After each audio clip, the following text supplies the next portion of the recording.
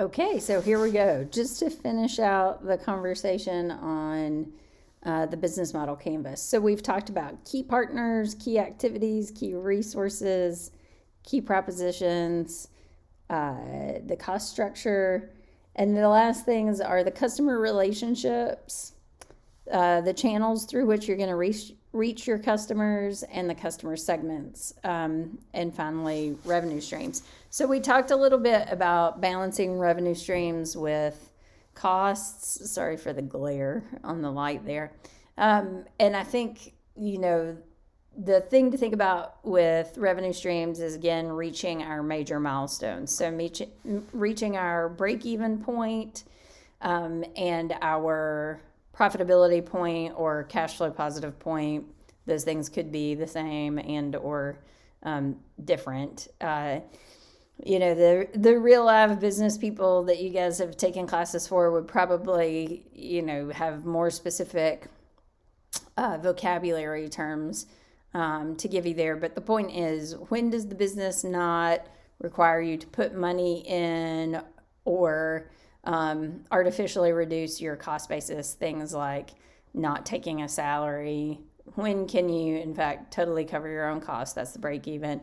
And then when are you covering your own costs and actually able to take money beyond what's required? So that doesn't just mean like, oh, now I can pay myself a salary so the business is profitable. It's like once everybody is paid what they should be paid, once all of the bills are paid, when then is the business actually accumulating a profit that can either be reinvested or taken out as distributions out to the shareholders?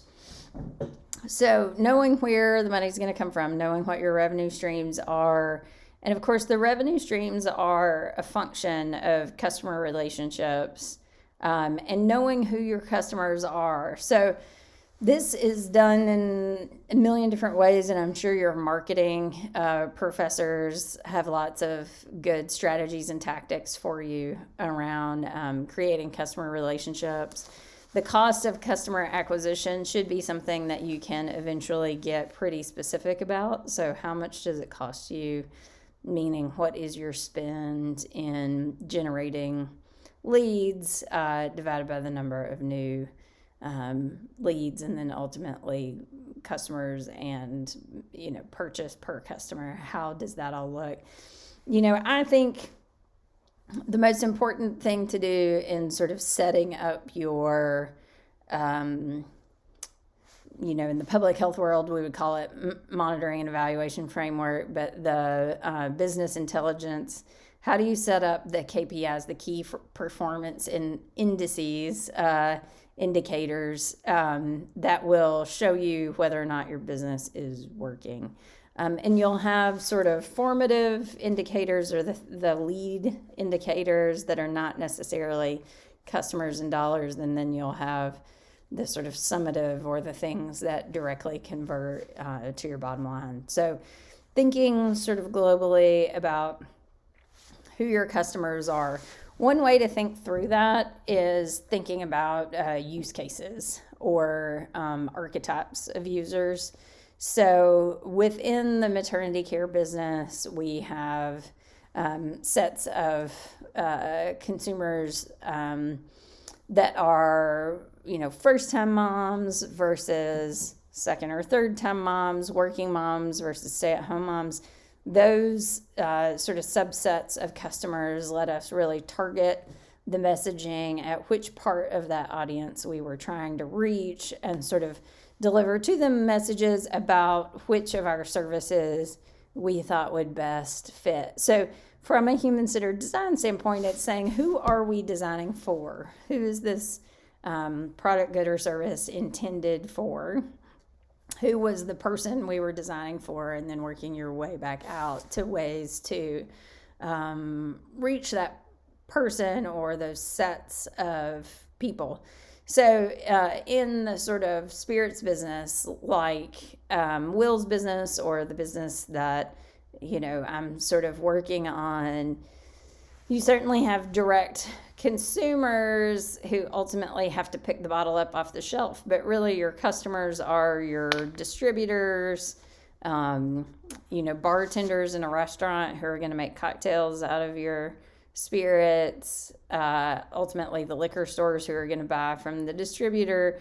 And as the producer, because of the 3-tier system of alcohol and beverage regulation in the U.S., each tier of that system has a consumer standpoint, and each of those groups want something different. So the end user, the actual person who's going to drink whatever's in the bottle, may be most interested in packaging, the age of the spirit, if it's barrel aged, the flavor profile. The liquor store owner is going to be interested in how many of them can sell, so is certainly interested in what the consumer, the end user wants, but also what the margin on a per bottle or case basis is. And then same with the wholesaler, what's their costs look like compared to their margin. Even all the way back to the producer, you want to have a balance between your cost of goods and what it puts to put something on the shelf. And so you can't it is difficult to solve for quality and volume in most equations. So things that are considered desirable often require a higher cost of goods, or luxury, or in the spirits business, top shelf. Those things often have a higher cost of goods. And then the sort of price that you sell to the consumer to, higher price points have typically had lower volumes. And so you have to think about the sort of the trade-off of, volume and margin, the sort of idea of high margin, low volume, or low volume or low margin, high volume. Those are all sort of dials to think about in terms of thinking about your customer segments.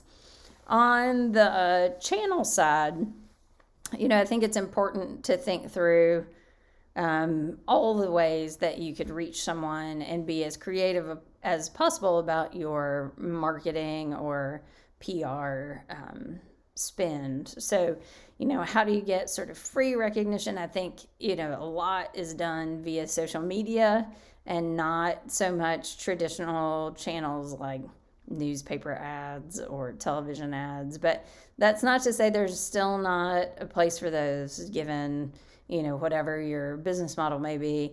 It may be that a sort of organic viral spread of word of mouth is the right way to go. You really have to, again, work backward from the person that is your end user target. So the person you're designing for outward. So in general, we now have covered the whole business model canvas.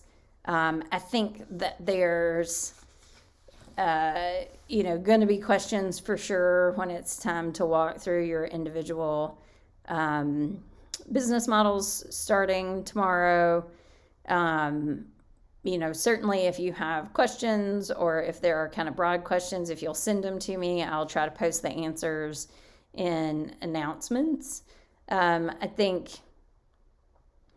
the sort of second half of the business model canvas that's really focused on sort of getting your product or your good or service out to the people who are going to buy it is really, you want to start sort of,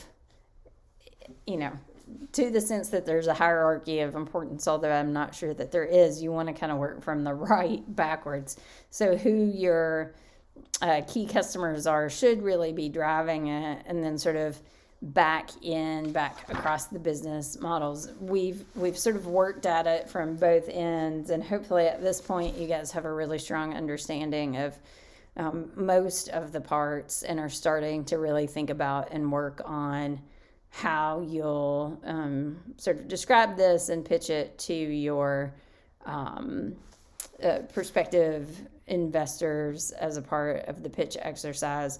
So, in terms of what was initially proposed as our group project or our business planning project, the last couple of parts of that are